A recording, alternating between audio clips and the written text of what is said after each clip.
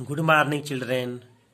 आज हम लोग चैप्टर 17 मौखिक अभिव्यक्ति पढ़ेंगे। मौखिक अभिव्यक्ति भाषा अभिव्यक्ति का साधन है। भाषा जो है अभिव्यक्ति का साधन है। इसके दो रूप हैं, मौखिक और लिखित। इसके दो रूप हैं। ठीक। बच्चा सबसे पहले बोलना सीखता है। बच्चा सबसे पहले बोलना सीखता है, फिर लिखना। इसलिए मौखिक भाषा को भाषा का मूल रूप माना जाता है।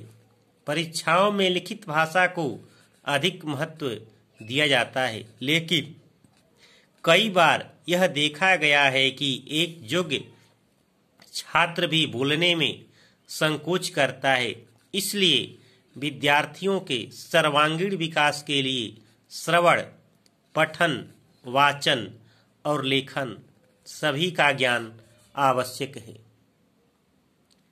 विद्यार्थियों के सर्वांगीण विकास के लिए श्रवण, पठन, वाचन और लेखन सभी का ज्ञान आवश्यक है। मौखिक अभिव्यक्ति के दो पक्ष हैं। मौखिक अभिव्यक्ति के दो पक्ष हैं। पहला है श्रवण, दूसरा है बोलना। तो पहला देखिए, श्रवण। वर्णित या पठित सामग्री को सुनकर अर्थ ग्रहण करना।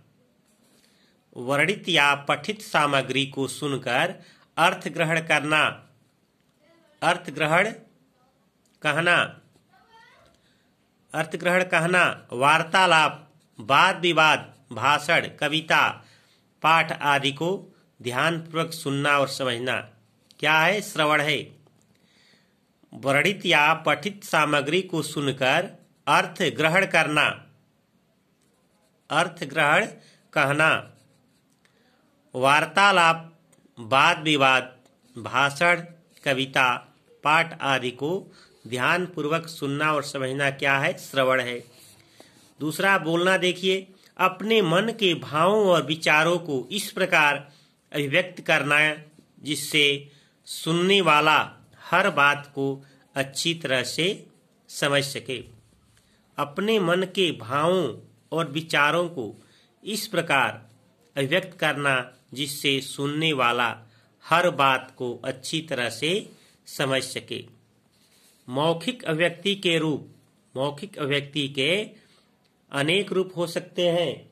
मौखिक अभिव्यक्ति के अनेक रूप हो सकते हैं। पहला है भाषण, दूसरा है कविता वाचन, तीसरा वार्तालाप, चौथा कथा कहानी अथवा घटना सुनाना, पांचवा श्रुत भाव ग्रहण, छठा कार्यक्रम प्रस्तुति, छठा सातवां है परिचय देना व प्राप्त करना, आठवां परिचर्चा और नौवां है भावानुकूल संवाद वाचन, दसवां है वाद विवाद। इस कक्षा में हम मौखिक अभिव्यक्ति के अंतर्गत भाषण, कविता वाचन, दूरभाष पर वार्तालाप, कथा कहानी अथवा घटना सुनाना, श्रुत भाव ग्रहण का अध्ययन करेंगे। भाषण मौखिक अभिव्यक्ति का सबसे उत्तम माध्यम है। भाषण जो है मौखिक अभिव्यक्ति का सबसे उत्तम माध्यम है। भाषण के द्वारा विद्यार्थी अपने विचारों को इस प्रकार प्रकट कर सकते हैं। भाषण किसी भी विषय से संबंधित हो सकते हैं, जैसे नैतिक, जीवन मूल्य, सामयिक विषय आदि। भाषण प्रतियोगिता में वक्ता को 3 से 5 मिनट तक बोलना होता है। इसलिए वक्ता को भाषण की पूरी तैयारी करके जाना चाहिए। इससे वक्ता में आत्मविश्वास आता है। भाषण की प्रस्तुति करते समय ध्यान देने योग्य बातें। प्रारंभ में अध्यक्ष, मुख्य अतिथि और सुनने वाले को उचित प्रकार से संबोधित करना चाहिए। प्रारंभ में सबसे पहले मुख्य अतिथि और सुनने वाले को उचित प्रकार से संबोधित करना चाहिए।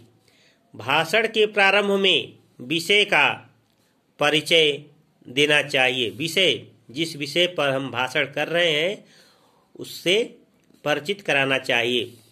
विषय के सभी पक्षों पर अपने विचार व्यक्त करने चाहिए। जो हमारा विषय है उसी पर हमें अपना विचार देना चाहिए। वक्ता की आवाज़ स्पष्ट और तेज होनी चाहिए। वक्ता की आवाज़ स्पष्ट और तेज होनी चाहिए।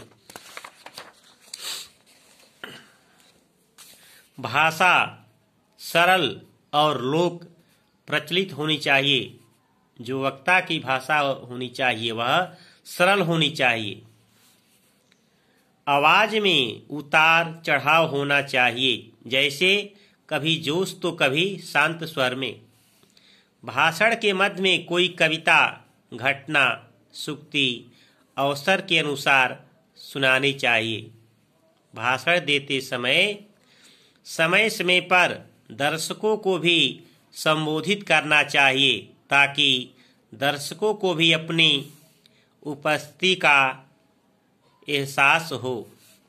अपनी भाषण में पूर्ण होना चाहिए। भाषण के समापन में निष्कर्ष निकालना चाहिए। भाषण के समापन में अंत में निष्कर्ष निकलना चाहिए। देखिए, भाषण है आतंकवाद की समस्या। विषय क्या है?